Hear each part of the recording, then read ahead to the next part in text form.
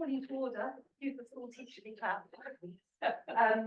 We're absolutely delighted to see such a good turnout yet again for our Writing Jewish Women's Lives series. This seems to be going brilliantly. We're really, really delighted to see you all online and in the room. So thank you for your support. And it will be amply rewarded by yet another excellent session, I am sure. We have fantastic Meriel Schindler here, who's going to talk about the lost Cafe Schindler, and Rebecca Abrams, who most of you know by now, but of course has written The Jewish Journey, 4,000 Years and 22 Objects, and Jewish Treasures from Oxford Libraries, and is a wonderful literary critic and a fabulous member of the Life Writing Centre here at Wolfson College. So I'll hand over to these two wonderful people in a second, but just for those of you online who don't have our terms detailed in front of you, just to say that on Tuesday, the 13th of February, same time as this, 2 o'clock, we have Lisa Apignanesi in conversation with Deborah Baum. And on Tuesday, the 12th of March, we have a very special event. This is our all-day colloquium on writing Jewish women's lives. It was going to be the inaugural event to launch the whole programme in October, but it's moved to March. So do please join us if you can on the 12th of March. All the details for everything are on the Life Writing Centre's website. If you have any any problem registering, just give us an email, we can help you.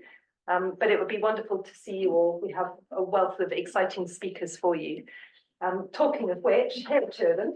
So thank you both very, very much indeed. And over to you. Thank you, James. Thank you. Welcome to everybody. It's Lisa here, and welcome to everybody online. Thank you for joining us. And it's a huge pleasure today to be talking with Meriel Schindler about her fabulous book, The Lost Cafe Schindler.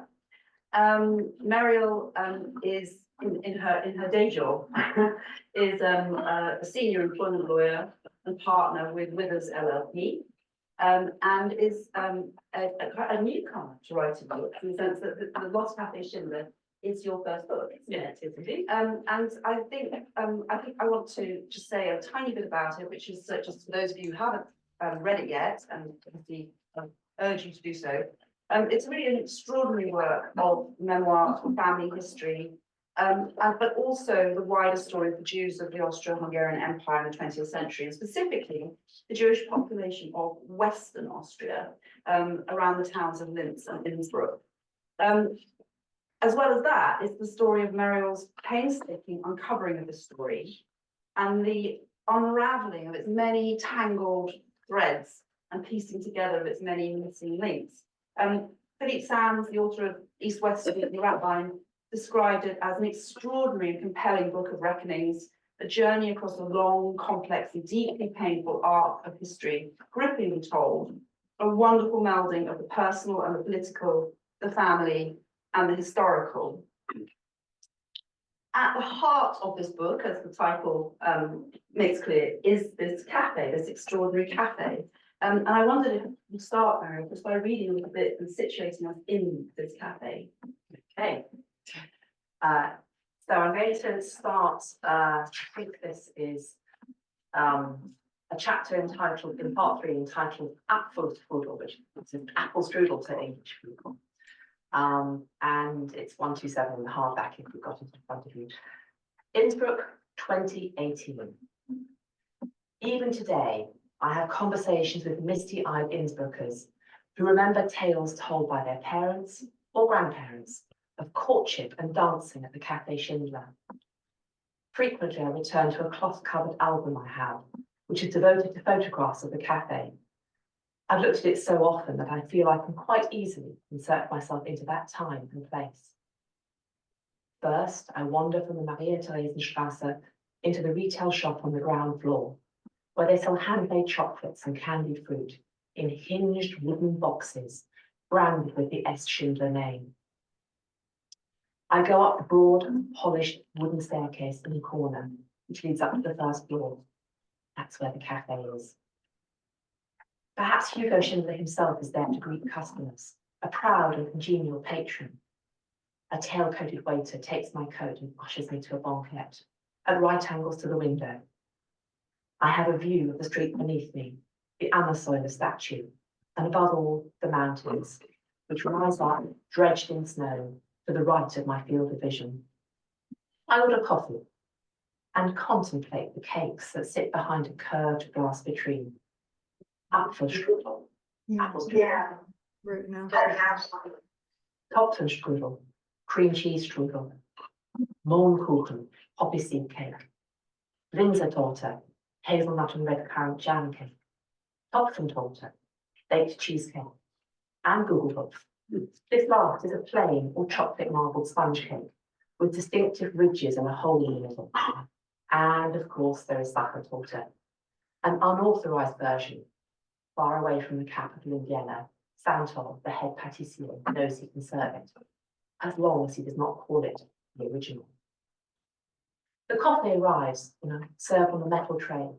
It's placed discreetly on the starched linen tablecloth in front of me, accompanied by a glass of water to counteract its dehydrating effect. Sugar cubes are piled in small bowls to be extracted with tiny tongs. Handleless white jugs hold the cream.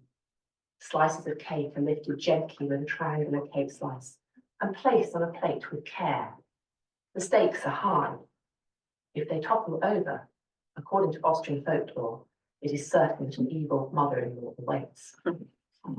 Assuming the customer has escaped this fate, the cake is decorated with whipped, slightly sweetened cream or Schlag.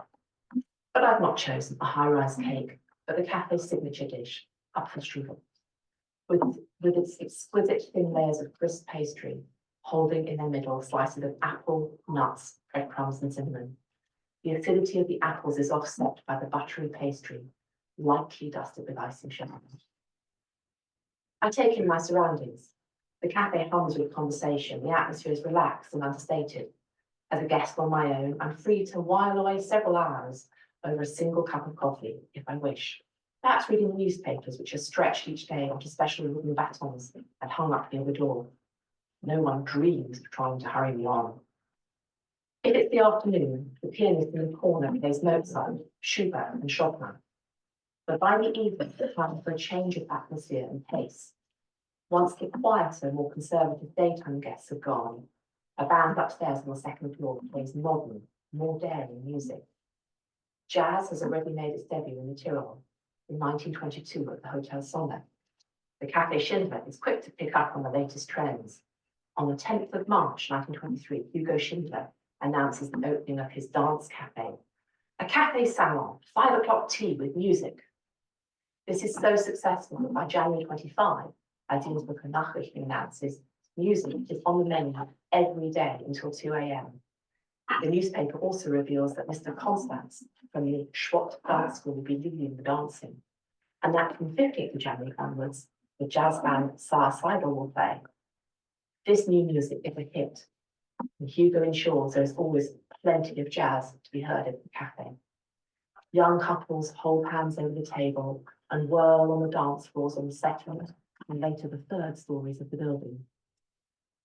Tango, foxtrot, swing, and American big band music stream from the open windows on summer evenings. Soon, Innsbruck's younger women start appearing at the cafe in daring knee-length dresses with bobbed hair. Sometimes they dance with each other. After all, in these post-war years, there's a deficit of young men. Occasionally, there's also an all-female orchestra. It's not New York or Paris. It's not even Vienna. But from the detritus of war, the Café Schindler is creating for Tyrolians, in miniature, their very own jazz age.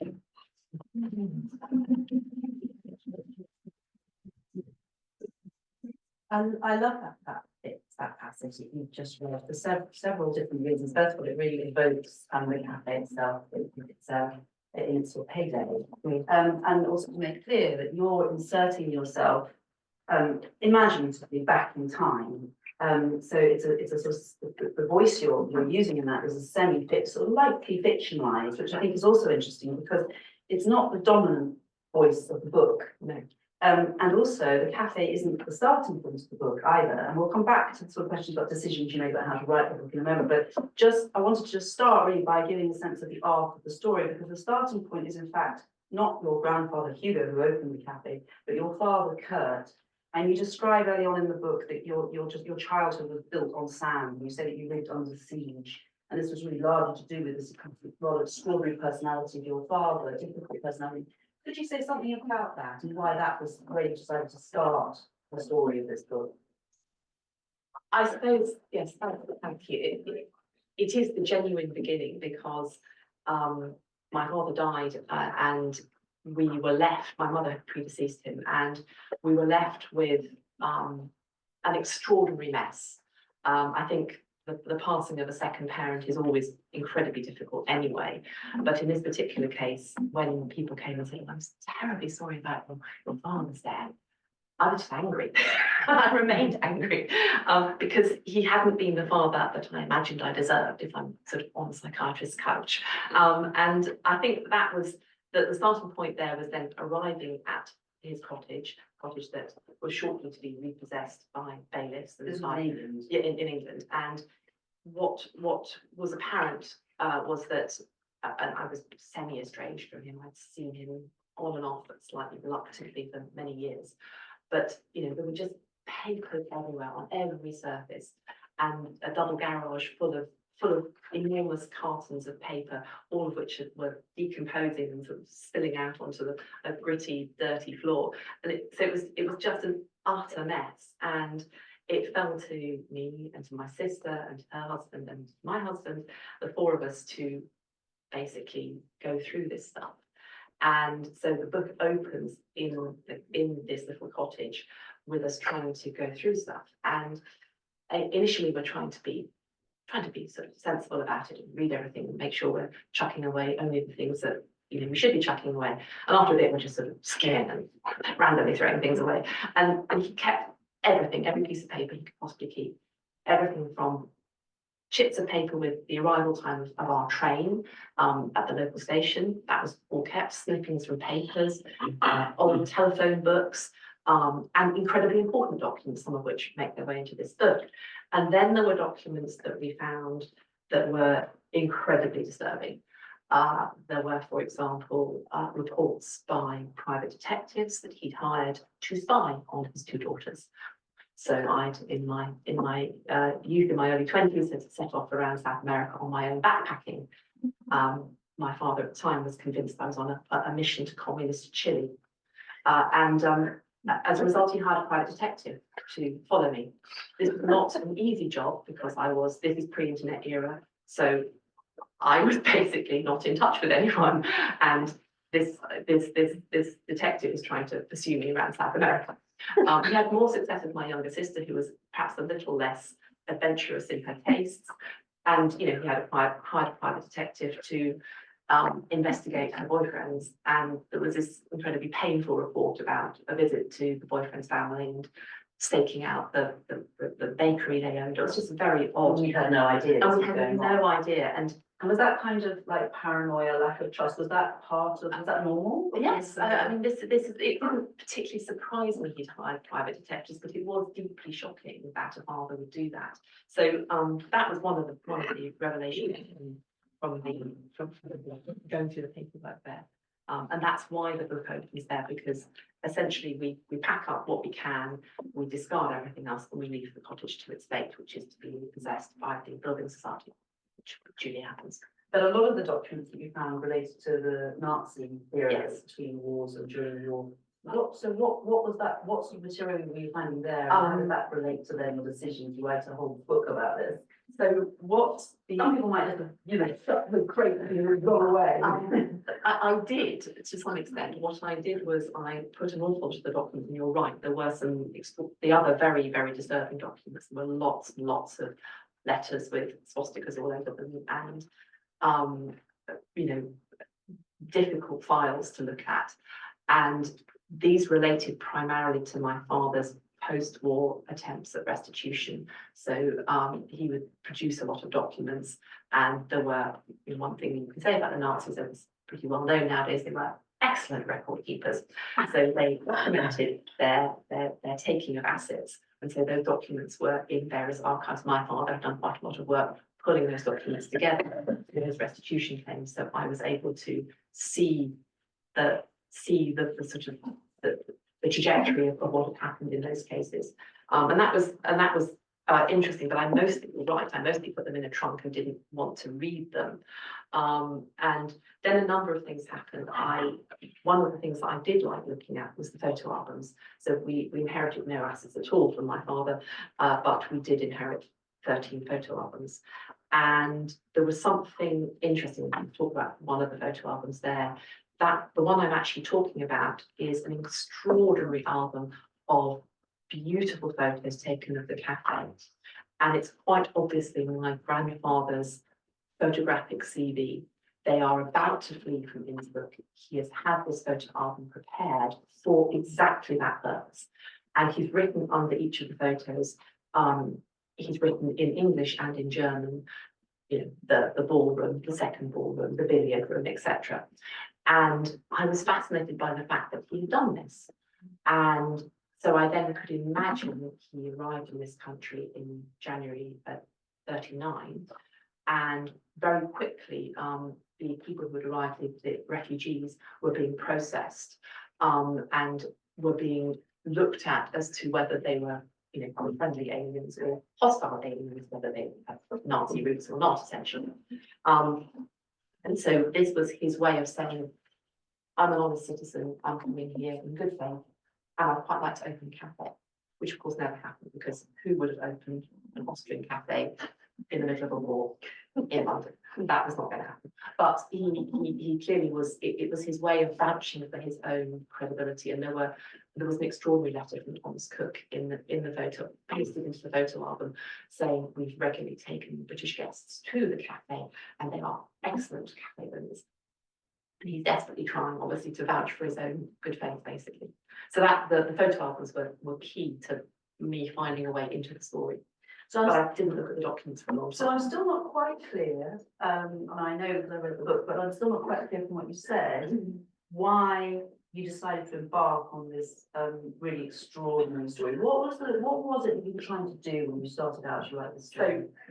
So the photo albums were the way in, and I was curious. Then I had the cafe one, and then I had all these other ones with people in them without any names under the photos, which is very common in that era. People didn't write the names under the photos. Nowadays, on your iPhone, obviously it'll tell you when you took the photo, and sometimes will tag people, and all sorts of amazing things happen.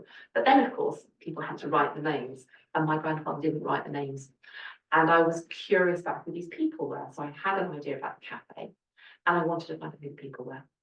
And my initial idea was, well, if I don't find out who the people were, sure as hell our children aren't going to do this, so these photo albums are going to get discarded. So maybe what I should do is write out who the people are, do a family tree, simple things like that. Maybe I'll chuck in some recipes, because I need this cafe. You've got to start to get the picture.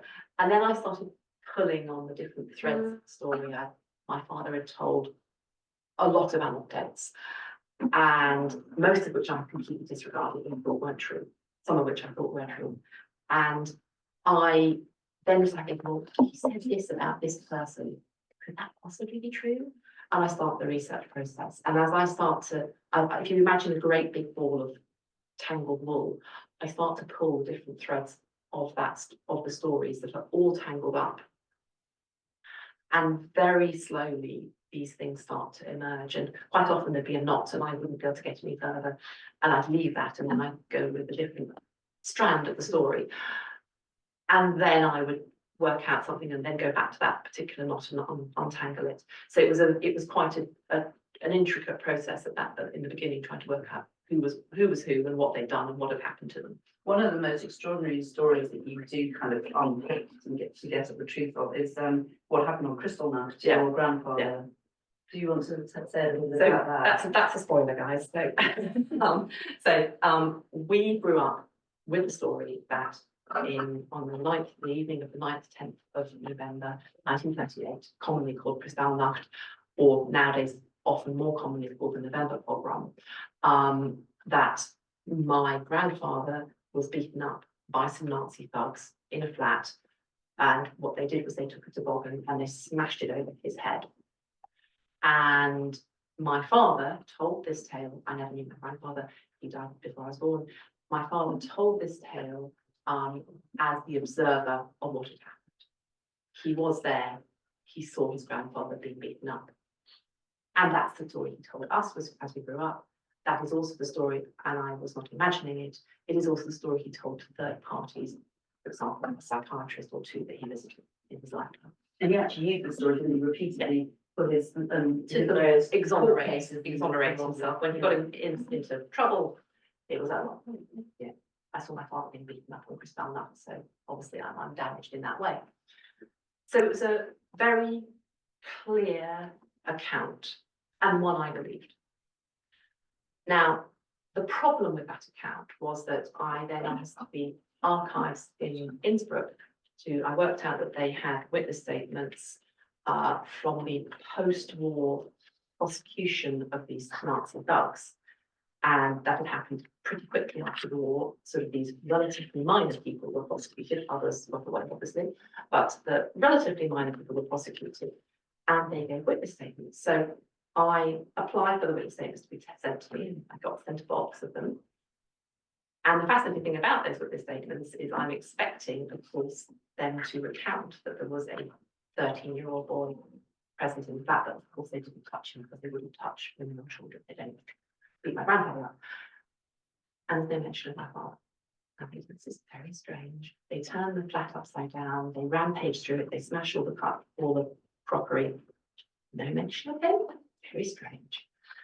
And then I turned to the photo albums, and of course we've got 13 of them. I told you about one of them on the cafe, and I told you about the others as well. And there's one small one, a sort of A6, I suppose it is, small one, child's album, and that's my father's album. And it has photos of him on the ferry, arriving at Dover, photos in Hyde Park, photos of the coast as he's arriving, all sorts of lovely photos taken by him. And it says September 1938, i.e. 2 months before Kristallnacht. So he has arrived in England, first day with mother in England, September 1938. So it's very clear he's not there. And not even in the country. It's not even in the country. And that, thank God, I probably wouldn't have been here had he been there. But it was an enormously shocking experience, and finding that this central fact of his life was built on a lie. Now, those who know about memory will say that it is possible that he believed he was there. It is quite possible that he was very traumatized by the fact that these Nazi thugs used his toboggan to beat up my grandfather. It is quite possible that he suffered what we now call some element of PTSD. Or he just lied about it. And that is the central ambiguity of his life. I do not know the answer. I mean, the whole theme of memory and its unreliability is very important to this book. Yeah. And your father is, in the sense, the kind of the quintessential unreliable narrator. Absolutely. It's full of stories, but actually the whole question of what was true and what wasn't true and what was reliable, what could you rely on, what couldn't you rely on. So he's actually very just reading back to tying it in with another book that we've looked at in this series, is Susan Paludi's book on In the Darkroom, about her father, same generation exactly, not dissimilar experiences as well, being very assimilated into his culture, and then that culture turning on his family. Yeah. And then remaking a life for himself in Paludi's case, America, in your case, Innsbruck, and then in England. It's very interesting, this question of these sort of fractured personalities who, and their very complicated relationship to their experiences, and then the legacy of that for the next generation, for their children as well. And so you're in a way the sort of counterpart to Susan Paludi in these kind of complicated narratives, but these difficult, unreliable narrators of the past and the present simultaneously. And then what the process of trying to pick a path through that to get at the truth. And one reason I like the cafe description that you start with is because, as I said, there are moments of that voice, that almost fictionalized voice, but on the whole, in the book, you're very painstakingly factual, I'd say, and you steer away from emotionality in your rendering of these stories and your piecing together of these stories. I wanted to ask you whether that was a very deliberate choice or whether it just came out that way, or how did you position it? It was quite deliberate, because I don't know the answer. He's not here to defend himself, so it wouldn't really be fair to say, well, he was just a liar, wasn't he? So it wouldn't be fair. It's more, it was very deliberate, and fundamentally, I wanted, it wouldn't, I'm a lawyer and he wasn't. I was trying to put things, set the record straight as far as I could, and then say, well, there are two possibilities here. And or maybe it's a mixture of those two. He may have lied initially and then believed it. Some people do lie about things and then come to believe their own lies. That is also quite possible. There's a possibility of a third option in the middle. And so I was very deliberately not trying to do things as fairly as I possibly could. And to stick to what, and stick to, and say if I was departing from what I actually knew, I tried very hard to make sure that I said I was departing. I could imagine this happened in this way. If I didn't know the answer, if I got to one of those knots in the tangled tail, and I never got any further than that, I would have to say, well, I could imagine that this or this happened afterwards. But I tried to lay out for anyone who's a lawyer, what I was actually doing was writing lots of quite complex witness statements. And I'm trying to take the story from the beginning to the end. And then I realised, in terms of structure, which I think we'll probably come on to, that is a terrible thing for a writer, for the reader. Because you're taking someone over a sort of 70-80 year period from beginning to end, and then you're going back to the beginning or near the beginning again, and that's a nightmare for a reader. So what I then did was then essentially plait them together, the stories. And that's just quite but you know, I wrote it as long witness statements, basically. So trying to understand what happened as far as I could with as many data points as I could gather. And then working out how to stitch them together. And then work out how to stitch them together. So I completely reorganized it. Yeah, that is fascinating. So we will come back to structure in a moment. And just to kind of fill in, so going back to the cafe, so Hugo and his brother set up this cafe in 1922, and you sort of theorise that that's possibly kind of in reaction to the horrors of World War I. Yes, because they were both fought in World War I in fairly horrendous. They fought on the Southern Front, which is not a front that's known to the British. We also think about the Western Front. The Southern Front was, if you think about the horror of the trenches and then put it vertically and put it on rock faces, that's what the Southern Front was. It was an apps. I mean, all war is horrible, but this was a particularly unpleasant war. They were fighting in very close, the Austro-Hungarians and primarily the Austrians were fighting in very close proximity to the Italians. The Austrians had it slightly easier because they tended to dominate on the top of the mountains, and the Italians fought up. So you know how well that went. And they actually won most of the battles. There were 15 or so battles on that front, and the Austrians won most of them, but obviously lost the war. And it was a very, very brutal thing. You could be stranded on top of a mountain for days, weeks at a time, you know, with cloud cover, with snowdrifts. As many people died under avalanches. People died of toothache up there because they couldn't get down. And of course, you had a huge problem with disposal of bodies. What could you do with a body on top of a mountain?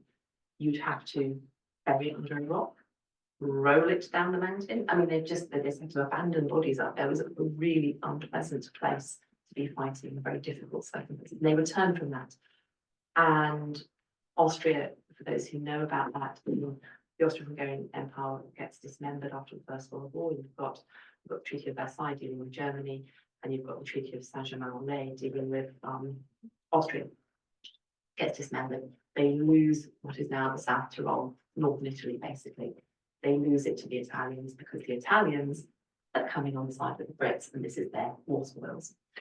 And for the Tyrolers, this was a cataclysmically awful thing, losing the South Tyrol.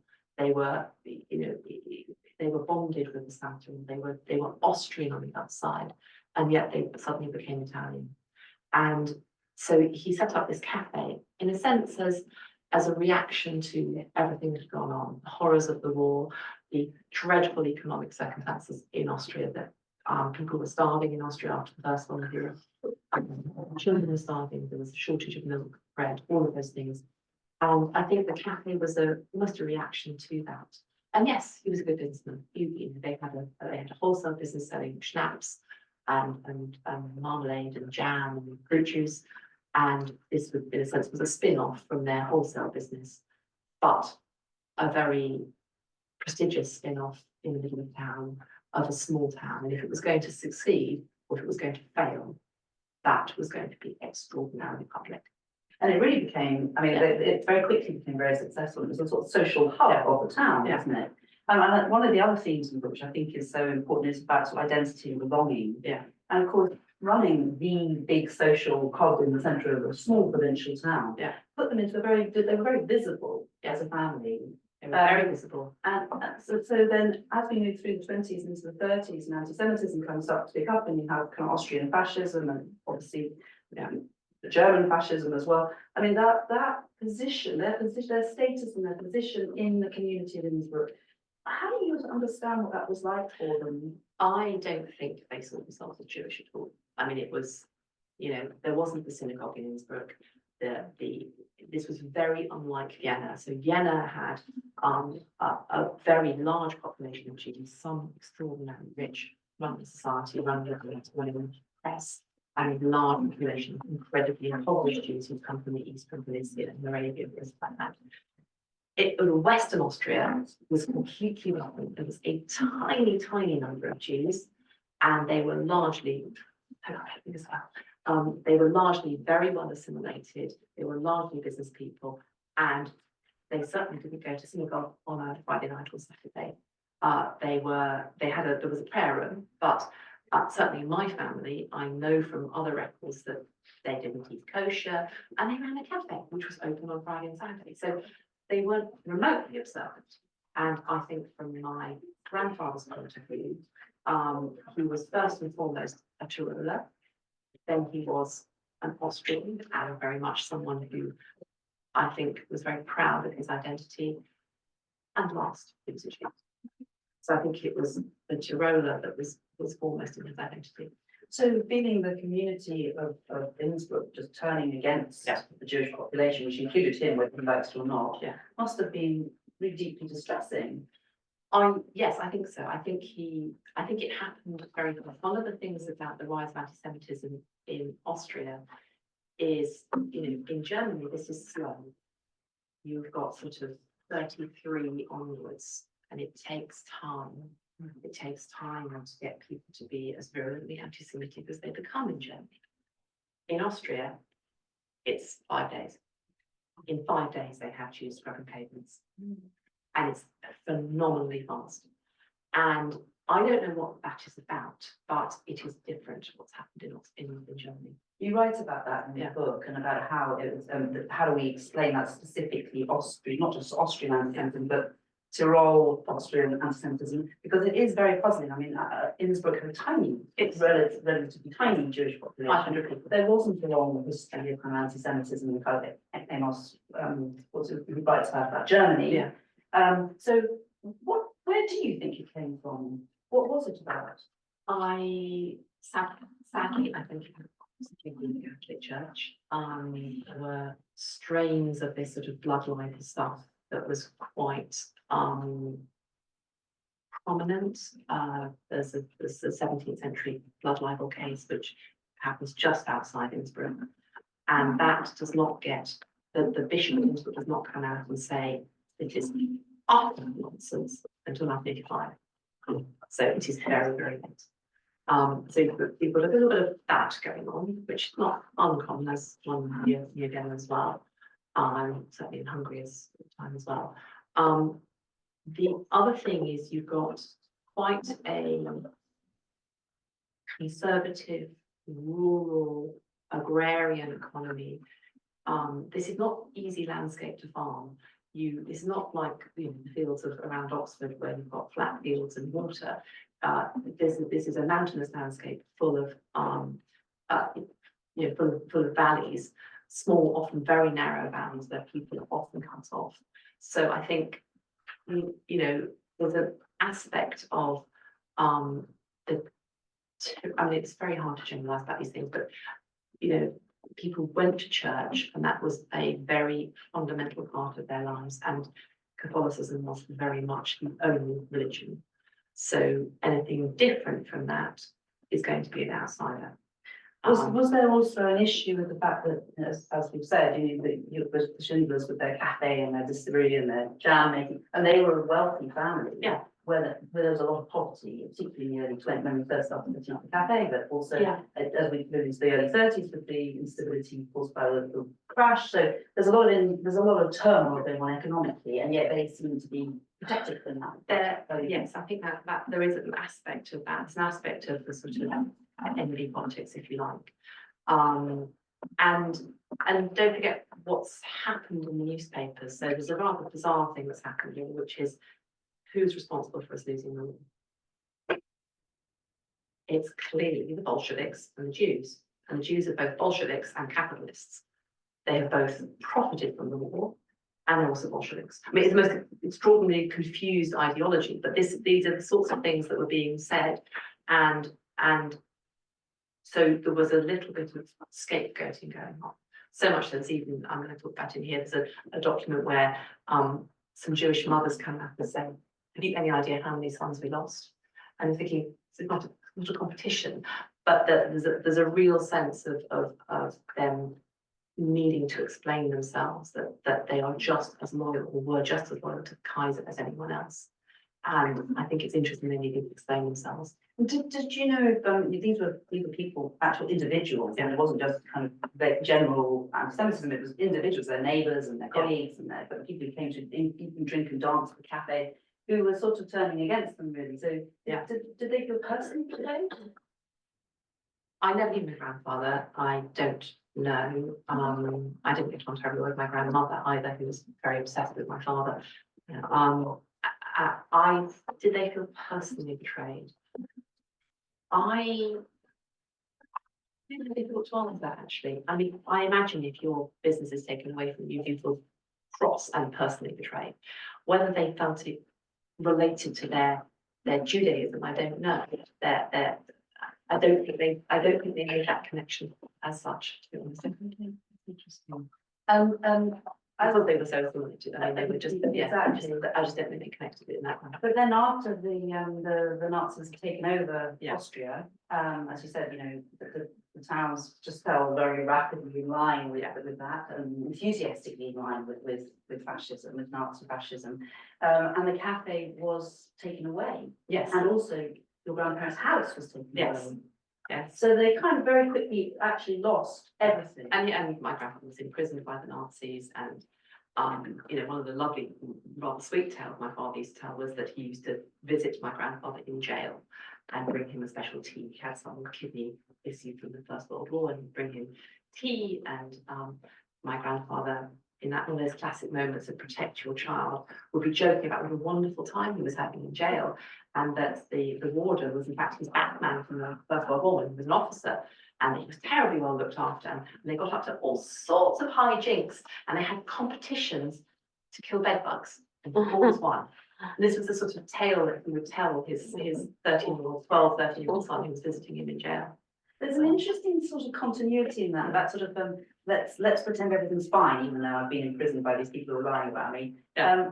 That sort of twisting of not twisting exactly, but sort of distorting the truth to make it comfortable for his son, and then your father's own kind of issues with truth. I mean, there is a sort of continuity between those two positions. Did that make sort of sense to you? Except that I don't think my father was telling those tales to protect me. Okay. He was telling them out of the sense of explanation, self-aggrandizement, I don't know, but a sense of justification for the sort of life that he had us lead as children, which I mean, not to put too fine a point on it, we basically generally lived in very nice houses and generally had BMW outside. They never belonged to us, and so we were regularly raided by bailiffs and thrown out of the house, and the car was taken away. And it was constantly in financial difficulty. So he was constantly starting companies, and then they'd go into liquidation. And this was a sort of 2-3 year cycle basically, and this happened repeatedly. So it felt very insecure. So on the outside, we had this sort of superficial middle class existence. I went to a nice private school, and we had a nice house, and then it all got taken away. and we start all over again. And it was the most bizarre. And you were in the council house. And then we at lived in times. council houses and in squats and all sorts of peculiar places. So, yeah. So, one of the themes that we've been looking at across the series is the extent to which the kind of, let's call it the trauma, I mean, there are different ways we can describe it, but the trauma of what happened to Jewish people in that period, in the 30s and first half of the 40s with the Holocaust and the kind of mass expulsion from countries where they've been living. All of that trauma then gets kind of played out in these really quite bizarre ways, and then later the next generation, or that generation, children go through that. And that's kind of a theme that's sort of emerged really, and secrecy and transparency are kind of, again, this tension between what do you know, what don't you know, what's it safe to know, what's it not safe to know, what do you do with what you know, how do you try and protect yourself against the sort of sense of a threat and danger, and that it's almost as if people who went through those really horrendous experiences, in some cases got stuck with that experience and then replayed it endlessly. Yes, in very much so. Very much. That is how you would understand. And I mean, one way of seeing what my father did was obviously he was wrenched with very good reason out of Austria and sent to England as a 13-year-old as a refugee. My grandmother was already here. He went to school here. He went to Harrow here. He went briefly to Oxford before he got sent down. That's the Oxford link, by the way. You know, what did he do then when we were growing up? Well, he got into financial difficulty time and again, as I've explained. And then I hit sort of 14, 15, and he decides to flee England to go back to Austria. So he wrenches me out of my lovely London free day school, good old thing, and takes me and puts me in a provincial Catholic convent school. So he sort of was replaying exactly what had happened to him, for the only reason that he was running away from predators. So he wasn't, there was no other political other reason to do it. It was just he felt we would be better off in Austria. So that flight was something that he replayed. And okay, he's got to do it when I was 15, so I couldn't argue against it. And then, but it's something he replayed several times in his life. It's not an undue. It's something he did maybe 4 or 5 times where he fled from one country to another. And there was that constant sense of flight. Whenever we lived very near the Italian border, and whenever we drove over any border, including the Italian border, my mother would always drive, and he would have the passenger door open. He would never wear a seatbelt, my father. He would have the passenger door open, and we would be rolling towards the passport thing, and my mother would be handing the passports over. And I don't quite know what he thought he was going to do, but in case the customs people, in case he was on one of their wanted lists, he was going to leg it basically. So he literally, as we were coasting towards the passport place, the little booth, the road, we'd see the tarmac under that, and he was poised to run. And that's an image that I have very much in my head, because he was always in flight, or nearly always in flight. He would settle for a bit and then he would be in flight again. So talking of the flight, obviously there was the reality of the flight for many members of your family during World War II, trying to escape the Nazis and the final solution. And there's another bizarre story concerning Edward, isn't it, the doctor? Yes. And his connections. So one of the anecdotes that I absolutely was completely ludicrous to me was my father used to boast that his uncle had treated Hitler as an adolescent. His Jewish doctor uncle, Jewish GP uncle, had treated Hitler as an adolescent, and Hitler's mother, Clara. Clearly absurd. Of course, there's no way that Hitler and Hitler's mum were treated by a Jewish GP in Linz. That's clearly absurd. Except that was one of the stories that turned out to be true. So it was indeed the case in 1907 that this Jewish doctor, who is also my great uncle, I suppose, living in Linz, married into the family, super nice man, would treat all comers, poor people, rich people, whoever. And one day this widow arrives in his surgery and she's got terrible pains in her breasts. And he's a very skilled doctor. He's also done specialist training on women's medicine. There's a pretty clear idea what's problem is, and he takes her details, widow, name, surname, Hitler, first name, Vera, examines her, works out she's got advanced breast cancer, doesn't tell her, but at that moment said, look, come back with your family, I'll explain what needs to happen, but come back quickly. She returns a day or so later with young 17-year-old Hitler in tow and several other siblings. And he said, look, this is serious, we need to operate immediately. He then organises the operation, he is present during the operation, and he looks after her faithfully and skillfully through her recovery. She makes a brief recovery and then dies the following year. And at this point, Hitler is phenomenally grateful to Dr. Bloch and says, as on several occasions to him, and shakes his hand and says, I will be, the Hitler family will be forever grateful. Hitler goes off to Vienna, as we all know, is not, well, he's a painter, if only he got into art college, and does various things, and he's sort of drifting through Viennese society once he's failed to get in twice, and is living off creating postcards, hand-painted postcards, and a couple of which he sends to Dr. Bloch, again signed, "Your Adolf Hitler, I am forever grateful." These postcards are his talisman. They are Dr. Bloch's lifeline. He hangs on to them. The Nazis will roll into Linz. Linz is the town that Hitler loves. It's where he grew up. And he doesn't abhors Vienna, but he loves Linz. He has grand plans. He's going to reach the armed Europe and bring it all to Linz. In fact, he builds an armaments factory that has Linz basically on extinction, but never mind. Anyway, so he rolls into Linz in 38, and one of the questions he asks is the good Dr. Bloch still around? And they say, yes, he's still around. And then they say, and he says, well, you know, Jews were like him.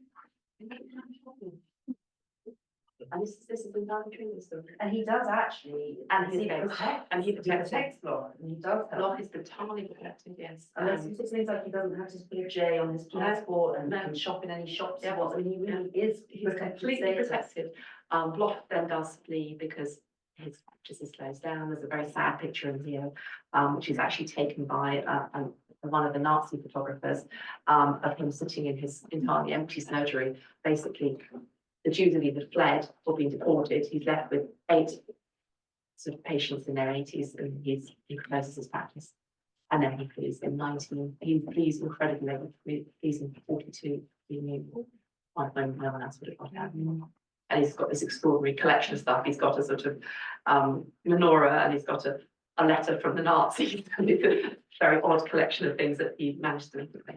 I'm really glad you raised the topic of things. Yeah, so this is a book that's full of thingness.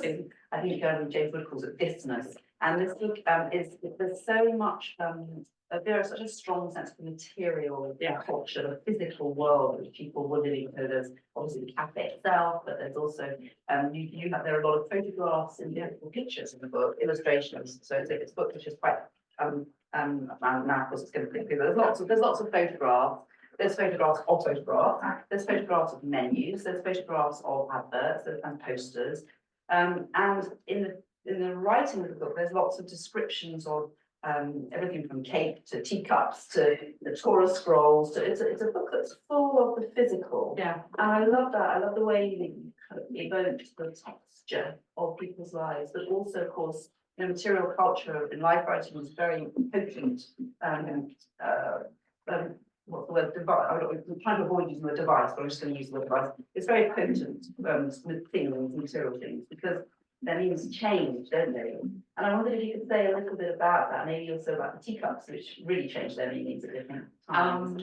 Yes, I mean, so we had the reason we knew about the cafe was essentially because our crockery when we were growing up was Cafe Schindler crockery. So these chunky cream plates with red and yellow bands around the white plates with red and yellow bands around the outside along the rim, and Cafe Schindler written on them. And that's what we ate on. Those are the plates we had. And we also had cups.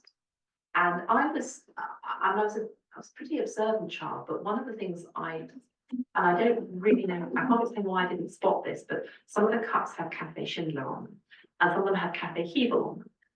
And for some reason, I never asked why that was the case. They were just cups. We had our hot chocolate in them. They were just cups, and they lived in the cup.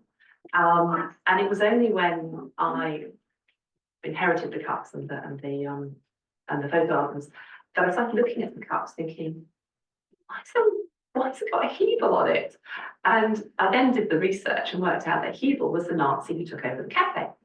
And you can't, good branding is good branding. We had fantastic branding with this eagle, with this sort of Tyroler eagle, double-headed eagle, which was heart to all sorts of things.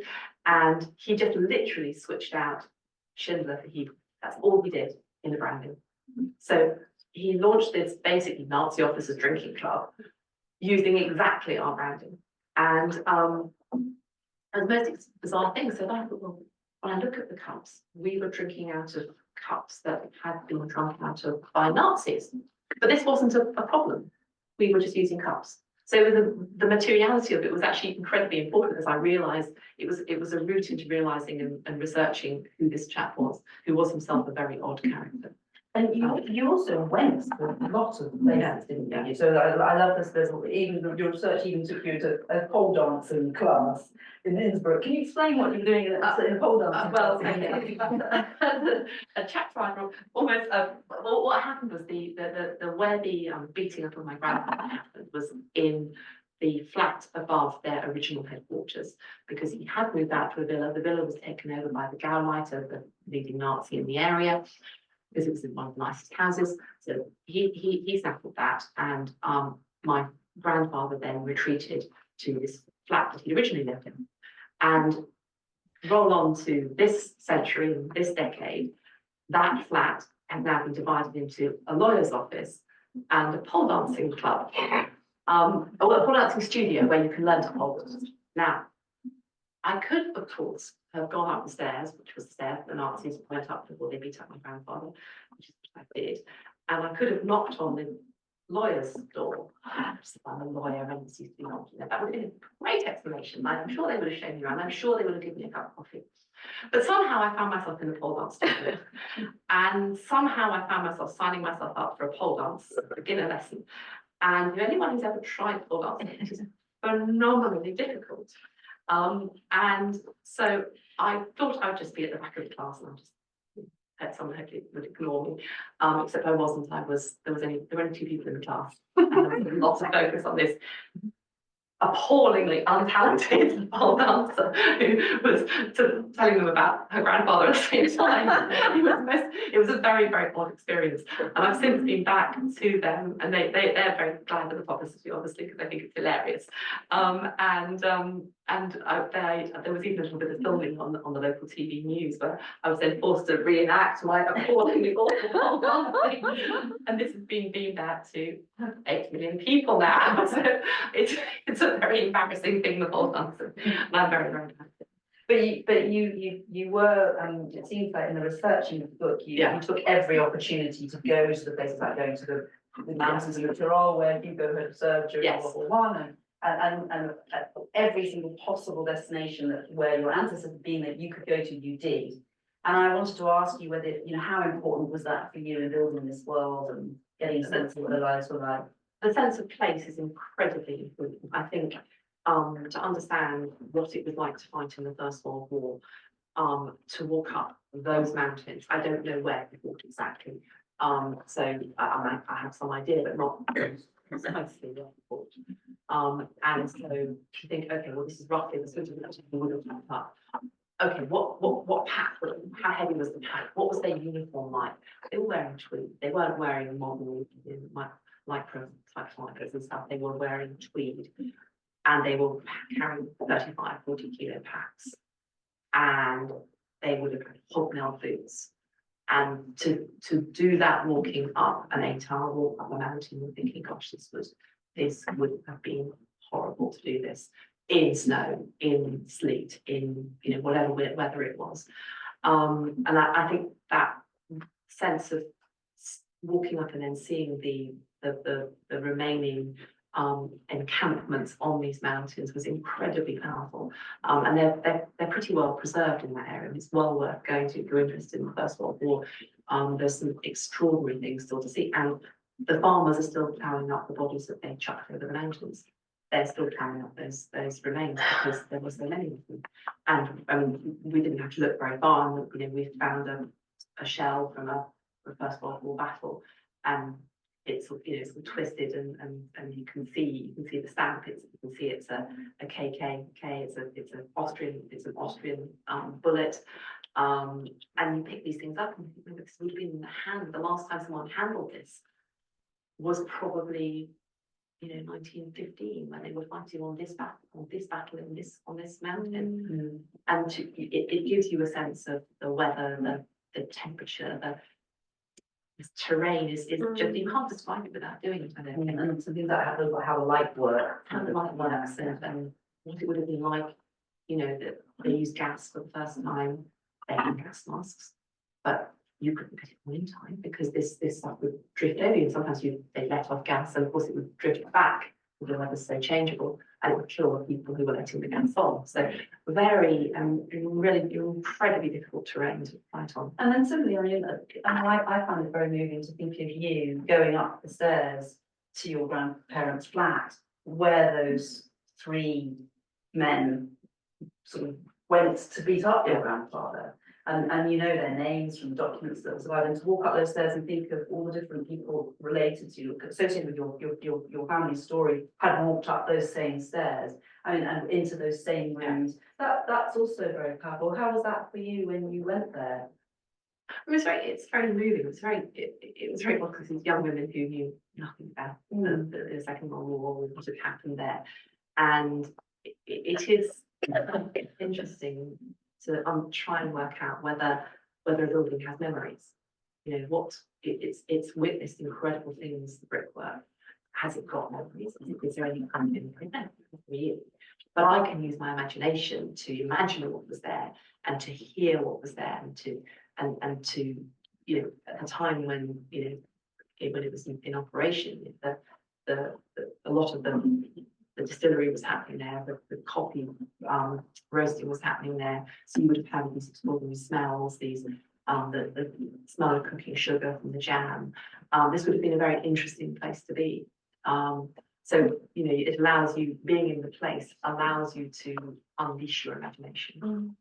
I think there's something about the different levels of research as well that you were doing. There was this, you know, hot stepping, going to the actual places, which is obviously a very important part. There's also a huge amount of archival research that you did, and just sifting through documents. And I imagine that being a lawyer made that task a lot easier than it might have been. I'm not scared of documents. Not scared of documents. But I mean, but the sheer volume of archival research you did. I mean, how can I ask? I mean, it's maybe a slightly crass question, but how long did you actually spend researching this history, and how did you combine that with the writing of the story? Were you doing them in tandem? Were you doing some research and then some writing? How did you do the research first and then do the writing? I mean, this is probably a big issue for anyone writing. Yeah.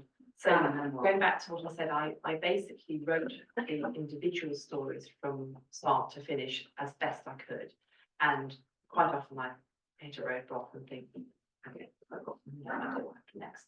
Where's this person gone? Where are they buried? Well, I have no idea what it is. And then I have to abandon that one and then get on with the next bit, the next person. And what was very helpful was some of the archive stuff was incredibly helpful, because they contained witness statements which were much closer in proximity in time to the events I was describing. So that was very helpful. I had a lot of help from local historians. There's something to be said about historians who were fascinated by what I was doing. I was the first next generation Jew to come back to talk to them. And Austria went through a very difficult identity crisis after the Second World War. It's, as I think people know, is what its primary explanation for what had gone on in the Second World War was, we were Hitler's first victim. And so that first generation of people who were writing about it were very much writing in that vein. What happened about 15, 20 years ago, as you have the next generation of historians coming up and go, hang on a minute, the photos tell us differently, the newspapers tell us a different story, and they start completely reversing that narrative.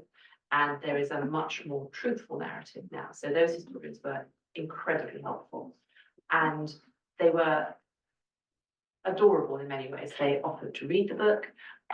There was reciprocal stuff because they also had all sorts of projects going on that I helped with.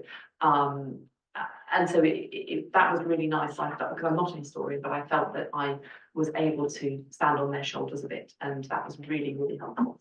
And of course, you speak fluent German. Speak German, Which is very helpful. Yeah. So the extent to which the sort of the documentation, did you ever sort of think actually this is too much information here or not? Or did you just regard it as that there's an answer to the questions I want to ask? And did you ever feel, I don't know, I'm interested in your relationship with the research. Research can become a bit overwhelming. Yes, I mean, I had when the book got sold, it got sold before it was fully written.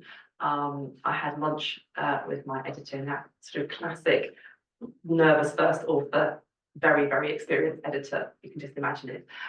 Very old-fashioned lunch where there's lots of alcohol involved.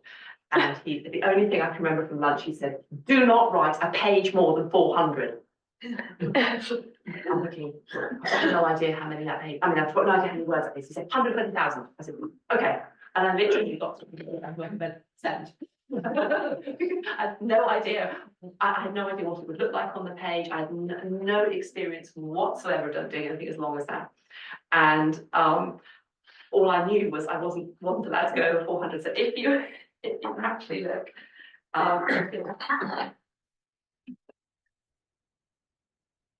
400 on the dot. That's annoying. I mean, we had a big debate about that includes the recipes. I was only allowed 6. I'm going to have a lot more. Well, I love the fact that you said in an interview, you said that you were originally going to, every chapter was going to be called after a cake and start with a recipe, and your editor said, no, get rid of the cake. And he was just appalled by the idea that there was going to be cake. And the original sort of thing down here was going to be one family, 2 wars, and lots of cake. This seems to be perfectly sensible to me. And he said, you can't possibly write a Holocaust memoir with cake. You can't possibly do that. And I said, well, it's cake. It's got to have cake in it. Anyway, so we settled on, I was allowed to have, I think it's 6, and there were 6 recipes in the bag. And that was all I was allowed to have, and I certainly wasn't allowed to use cake recipes in any way in any of the chapters. Your editor clearly didn't know the Jewish joke, you know, we came, they tried to wipe us out, we survived, let's go eat. Yeah. He's not Jewish, he's not Jewish. So I think for him it was a very, he loved the book, but he had a very clear vision that it shouldn't be, and it was not going to be a recipe. You can't do that because they won't know where to shelve it in the bookshop. They won't know whether to shelve it under cookery or under memoir or under history. Nobody writes about that. But so just to go back to this question of the research, so did the story drive the research you were doing, or did the research lead to the story you were telling? I think it's a bit of both. And I would tend to research marginally ahead of where I was writing. And as I kept meeting roadblocks, I would just have to abandon something and then go into something different. So I would abandon my father somewhere and then work out, and then work out from something else where he must have been, or I'd abandon my grandfather in England and then think, oh, actually, no, I've got some letters that then show that we went back. So it was very iterative, basically. I can't say that I did, 2 years of research and then sat down and wrote it. It was more bitty than that, because I was constantly uncovering documents, and I'm still today getting sent documents. People have read the book and said, oh, by the way, in my attic I found this. That would have been helpful. So that's one of the things that you just end up with them sending you lots and lots and lots of stuff. Yes, I want to kind of actually open this up to questions for you guys in a moment. I just want to talk, we've got one last sort of aspect of this, and then we'll kind of open it to everybody else, which is about structure, because I think that also might be interesting to hear. Which is, so again, we mentioned that the structure changed quite dramatically in the sense that it was going to be organised on cake. And then that wasn't the case in the end. And also you had this idea of the witness statements, and then that also had to be sort of cut up. And so one of the things that's very interesting about this book is you've got a combination of different forms and styles, both in the kind of the writing style, but also in the writing voice. And it's on the whole sticks to the factual and the objective, but sometimes it does slip into a much more sort of fictional, free-flowing form. So I wondered if you could say a little bit about how you land, and also the other things, because the book started out as a private project just for your family, Yes. and then it ended up being a public project for the reading world. So I wondered if you could say something about how you ended up with the process by which you ended up with the structure that you have for telling this very complex story with lots of different people and characters and time bands. And I wrote it, as I said, as almost as a multitude of witness statements of each person's story, and I thought that was going to work. And then I quite quickly realised, as I said, it was a terrible way of telling the story for a reader, because it's very confusing to start in 1840 and go to 1910 and then go back to 1830, and it was just an awful way of telling it. And so what I then ended up doing was essentially cutting it into each of those statements into 5 to 10 year chunks and interleaving them, and then combining them with a little bit more history of what was going on at the time, so that then they're sort of plaited together with history in those 5 to 10 year chunks. And I just did that consistently all the way through. so you did it chronological. It was completely chronological. So anyone who writes witness statements for a living like me, there's either chronological or thematic, basically. And that I started off chronological, and I essentially with individual statements, and I stayed chronological. And I think I would have found it difficult. I mean, some other memoirs are written in, they jump backwards and forwards in time. And I had too many people to do that. I think I would have blown up my head doing that. I think it would just be too difficult. Well, you actually give us a family tree, don't Yes. you, which I think is very helpful. But Yeah. what point did you decide you needed to give the reader a family tree? My sister did the family tree for me, because she's very good at design, and I realised that there were several margaritas, for example. I just thought, we can't do this. And a lot of readers have written to me, and I could get all sorts of lovely emails from people saying it was great, but could we have had several copies of the family tree, because I needed to have my thumb in it all the time, going back and forwards. That was Russian novels, isn't it? The question about, how, most people have a vague idea of what the story they want to tell, and the question of how you tell the story is obviously so important. Yeah. A great story can be ruined by kind of getting the wrong structure, or, so were you kind of shared, once you landed on that idea of telling it in these 10 year bands, how helpful was that to you in the writing of the story? Did that become a kind of guiding? I mostly written it by the time Okay. I'd literally mostly written it and then chop it up. Oh, so you did a lot of Yeah. re-stitching. Yeah. in the second Which draft. not that difficult to do, because that's what word processing is about, basically. You just have to then move it around, basically. But I think that is really interesting in terms of the process of writing these stories. Sometimes you have to write a whole first draft before you Yes. see actually you need to have different structure to it. And starting again is often, it feels often painful, but actually incredibly refreshing as well, because you then get mastery over it, actually, over your material. And that's quite important, particularly when it's very complicated and you're likely to. I mean, one of the things I was very worried about with the story, which actually hadn't happened, was that I would piss a lot of people off in Innsbruck. And in fact, the story has landed quite well in Innsbruck. And people have come up to me and said, "Thank you so much for not writing a poem," which I thought was a very, very interesting comment, because I was writing a personal story, but I was trying to be English and trying to say, I mean, it was a really difficult time in Austria, and it doesn't, if you look at the rise of populism now, where does that come from? It comes out of an element of desperation, an element of poverty, an element of no choice, and you can understand why this happened. And that comment was that was last couple of months ago, and it was a really interesting comment. I didn't know this guy; he just came up to me after a book reading and said, "Thank you so much for telling the story of this town, but telling it in a way that was not polemic," which I thought was really kind, and I tried to be fair, essentially. Would anybody like to ask Meriel any questions about?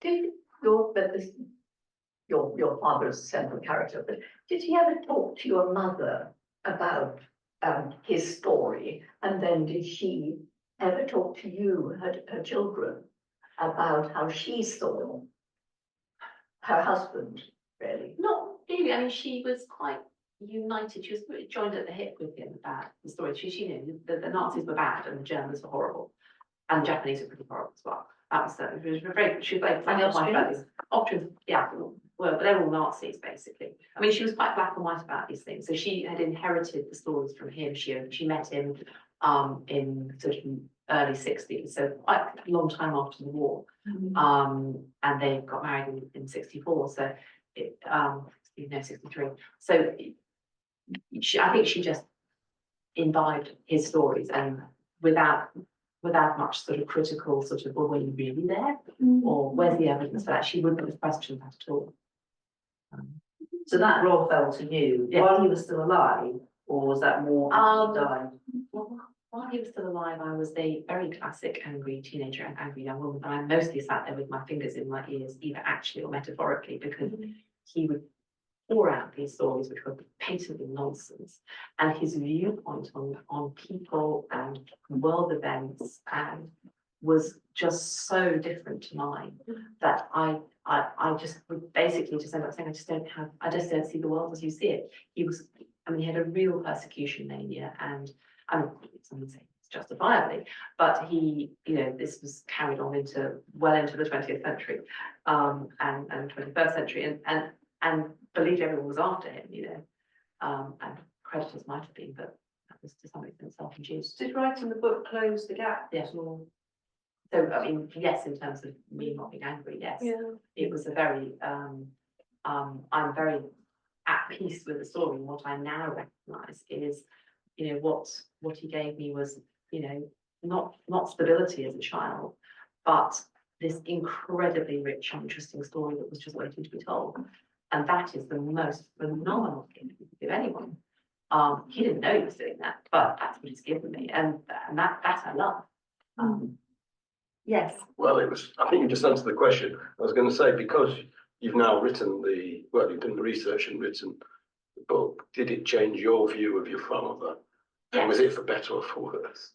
I think you answered it, actually. I think I do see him as quite flawed, if I'm honest. But you understood the background. Yes, I understood the background. A bit more of what he went through and how traumatic it might have been. Yeah. I hope that this is not too strange a question. I have family with a similar background coming from Austria at that time, and I am struck by the sort of persistent conversation about assimilation. Yes. That, it's like we were just like everybody else. I served in the military along with, and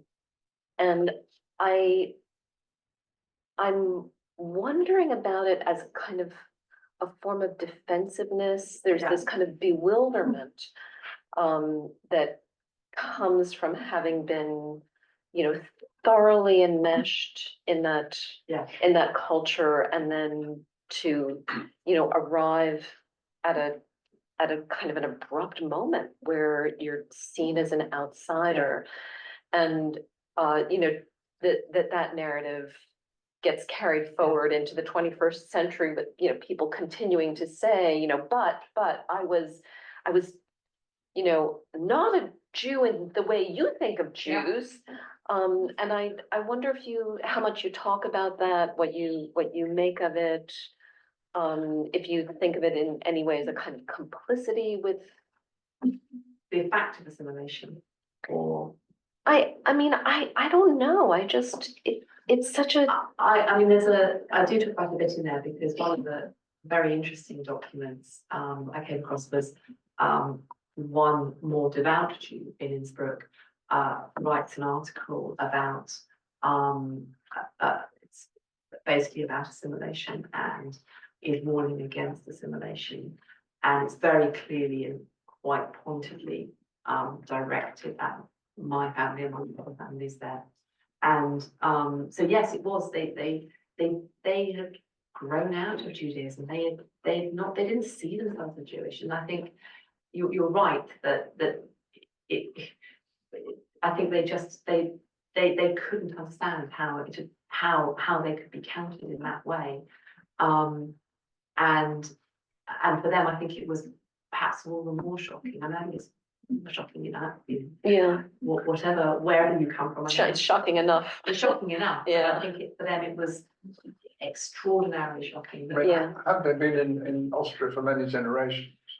My great grandfather had arrived in Innsbruck. So my great grandfather was essentially from Prussia, and he had arrived and settled in Innsbruck as a relatively. They're from Prussia, but not from Poland or. And then other members of the family from that generation from Yes. Bohemia, where Yes. they were from different parts of the Austro-Hungarian. Yes, and what was going on outside the Austro-Hungarian Empire had become, so 1867 was a massively important moment in history there, because Franz Josef decides basically to grant Jews freedom of settlement. Before that, they had to, you had to register before you were allowed to settle, and you had lots of children, and all sorts of restrictions on your life as a Jew in the Austro-Hungarian Empire. 1867, that all changes, and he grants them freedom of settlement anywhere. In Austria. In Austria. And the Jews who are outside the Austro-Hungarian Empire, in Prussia, for example, are coming a little bit under strain. They can see what's happening, they can see the pogroms, they can see these people moving east to west. And so quite a lot of Jews then, that's what, there's basically a Jewish migration into what we now know as Austria, where they move, a lot of them move from the outer reaches of the empire and from Prussia, other places, into Austria, because it's seen as more tolerant.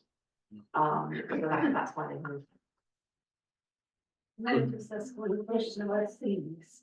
You mentioned things playing a major role, you mentioned albums and documents and tasks and tickets and so on. Now, how did it get to England? I'm just trying to piece this story because you're came as a very young boy. Your grandfather in 38 or whatever probably fled. So how is it that you are in possession, very lucky possession, of all these documents that allow you to sort of proceed in further? I think so. Some of the albums would have come with them. I don't know whether all of them came with them, but certainly the one with the cafe was his passport, his CD, and my father's albums that came with him. So they travelled with them to England, and they were then refugees here during the war. The rest of the things I don't know. What I think happened was that in the various, they had a villa, and then they had the main premises and the flat where my grandfather was beaten up. And they had these places all had residents. And there were loyal, they were very, very good employers, and there were people who were loyal to them. And I think what happened is they just kept it up. And Was it part of the restitution? the restitution meant that, for example, the cafe was given back to my grandfather. It had been ironically bombed by the Allies, so to repair it, but it was given back and reopened by my grandfather. Sadly, he didn't live beyond 52, and then my father inherited it. He was not a good businessman and also inherited it jointly with his cousin, and so they fell out, and it was eventually sold. But I think in that period after the war, I think people would come and say, you employed me when I had no money after the First World War. By the way, I kept this for you. And so I think they had quite a bit of stuff returned to them. Wow. They were very liked family, apart from the Nazis who beat them up, but they were actually very liked family, I think, at the time. The reason I'm asking is that coming from Eastern Europe, Yeah. Holocaust, the story you hear is just the opposite. Yeah. We left with nothing, You left we with had no documents. So for example, when I tried to write something up, I had nothing, no Yeah. letters, no photographs, no objects. Very There good. was absolutely nothing. Now, how do you recreate a story with nothing? And then you were just the opposite end of it. How I was do you recreate overwhelmed a with story? documents, So, yeah. you know, one, Yeah. But I think that's where we're kind of actually going to places and actually going to the actual locations where things happen, which you possibly can. You know, there are other ways of gathering that sense of. But there's nothing there. Well, you will, even the encounter with nothing is an interesting one too, isn't it? It's an important part of the story. But I think that's what's interesting about Meriel's book is she manages to kind of combine different kinds of things, both the ones you owned and inherited without really knowing what they were. Yeah. And also didn't want, like initially after your father died, in the sense of, oh my goodness, what all this stuff. And then the ones you actually doggedly went in pursuit of, Yes. is the information and things that you found in your research. So it's a really interesting in that respect. And I think also there's something important about the visual material. The use of visual material throughout the book is also a very important part of that. Again, bringing back the kind of the sense of the lived experience, which is so powerful. Did anyone else want to ask anything? You must have read Vera as well. Yes. Yes. I did read Vera as well. And it's funny because it's not there's not that much written about that period but it's a terrible film as well, which I tried to absolutely dreadful film. But the Abrams is a very good an interesting account. It's a very short account, because most of it's about him running away. Yeah. But there's a short account on the mountainside, and the encounter with him as an ambulance auxiliary, basically. But, yeah. Just picking up again on your question about assimilation and that kind of very complicated relationship with who you are in a community that's actually going to some extent turn against you, and then what you do with that later. I mean, I think the other interesting thing about the fact that you start with your father's story and then you sort of your background in his story as well, is that of course he was somebody who grown up in this very assimilated Innsbruck Jewish kind of world, not really thinking too much about being Jewish, but then he spent his life after the war in hiding, in the sense that actively in hiding, telling you not to let anyone know you were Jewish, and yet at the same time obsessively reenacting his experience as a Jew, having been taken away from him, being driven out. So there's a kind of complicated relationship which was within him, wasn't there? Yes. And that war within him. Yeah, very much so. I mean, I think he really could have done some therapy. He really should have been, one of Freud's. And the hoarding, all that. Hoarding, I mean, that's a classic. unbelievable amount of hoarding. That's a classic symptom. Yeah. Is He really done with some therapy, but I mean, he was diagnosed as having personality disorder, which I understand is no treatment.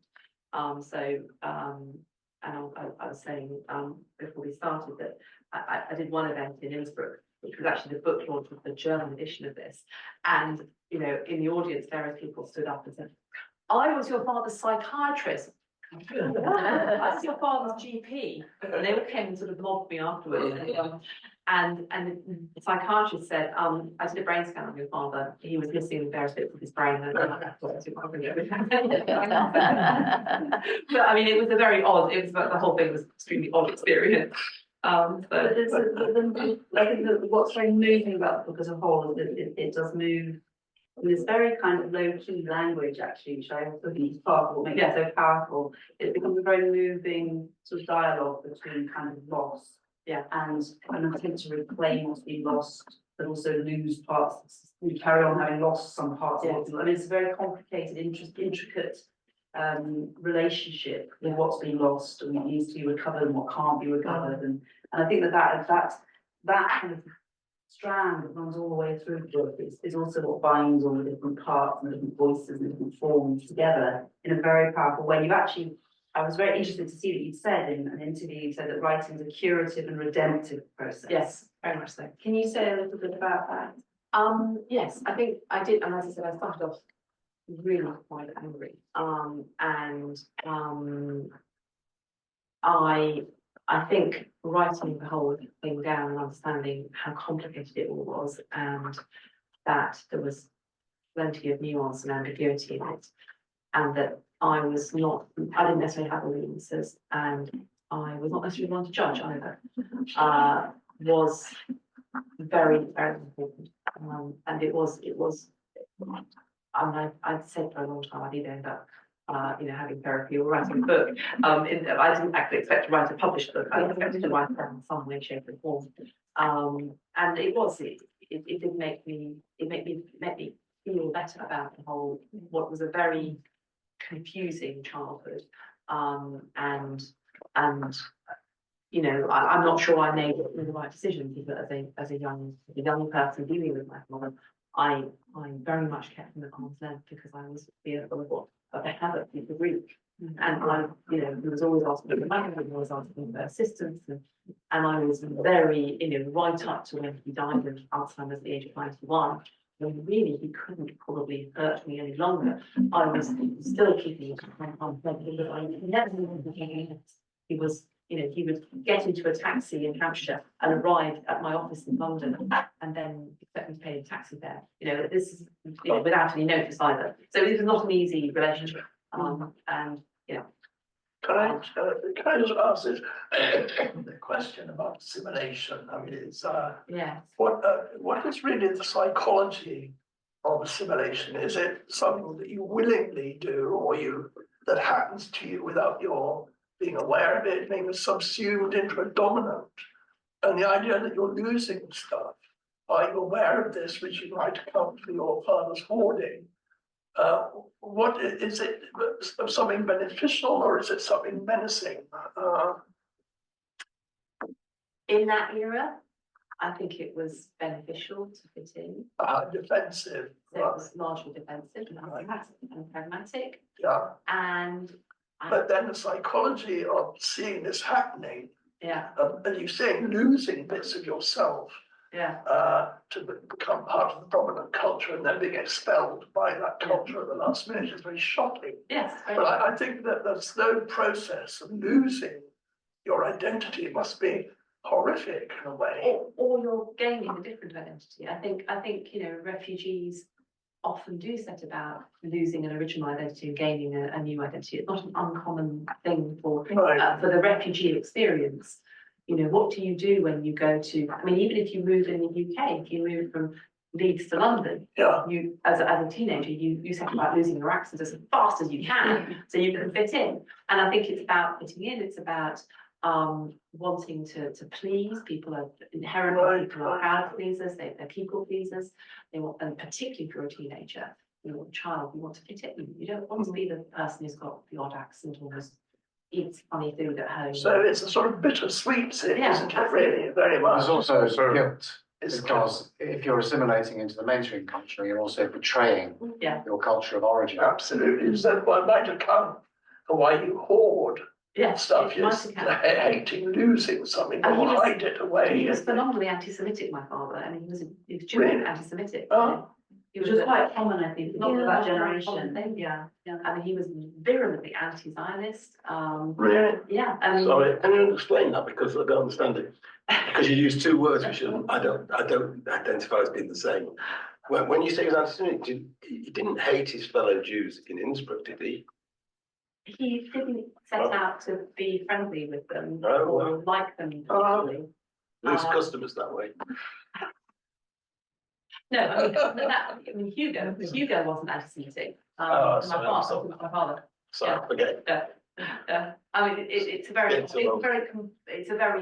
conflicting, confused person, my father. I'm afraid to say we are basically out of time, but I did just want to ask Meriel one last question, because this is the Life Writing Centre seminar series, which is from your experience of writing this wonderful, brilliant, fascinating book. Could you summarise maybe 3 tips for fellow life writers? What 3 things did you learn about writing, life writing, from the experience of writing this book that you think are the most useful takeaways? Okay, read everything you can get your I have just really put a question at you. I didn't warn you I was going to say. No, that's fine. I think read voraciously around your subject. So read everything you can get your hands on, whether you like it or not. I think that is incredibly important. Contemporary stuff, commentaries, whatever you can get your hands on. So you have a real sense of what the landscape is out there in terms of what's the written word. YouTube videos also count. So that aspect. I think trust your instincts about evidence, because I think evidence is quite I'm a lawyer, so evidence is quite important. And if something doesn't quite hang together, then maybe a reason why. So trust your instinct and try, and in doing that, sometimes you need to flip things over. So you're following a particular story and narrative, and sometimes you get to a point where you think, "Oh, it doesn't make any sense at all." So maybe it doesn't make sense. Maybe you've gone down the wrong route, and maybe you need to reverse out of that and flip it back to where you were and start that. Maybe you're in a cul-de-sac, a mental cul-de-sac of some sort. So trust your instinct. And I suppose walk the streets, drink the alcohol, talk to the people, touch the walls. I mean, there's nothing more powerful than Eat the cake. eat the cake. Eat the cake. There's nothing more powerful than walking the story. It's incredibly important. Well, I think we should definitely end with eat the cake. Eat the cake, yeah. We should have a cake, yes, I'm sorry we don't. Where is Meriel There should, definitely should have been apfelstrudel. there. So Meriel Schindler, thank you so much.